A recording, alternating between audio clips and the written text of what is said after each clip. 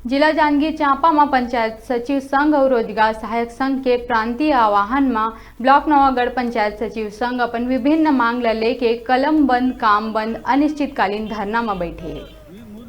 Navagarh block के सचिव संघ के अध्यक्ष योगेश मिश्रा है संबंध में का जानकारी दीस आवा जानबो।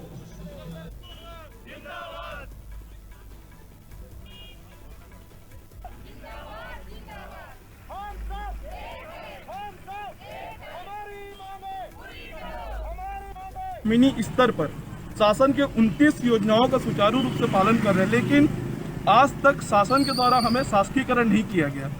जब तक हमारा शासकीकरण नहीं होगा 2 वर्ष परीक्षा अवधि के पश्चात, तब तक हमारा यह अनिश्चितकालीन कलम बंद काम बंद हड़ताल जारी रहेगा।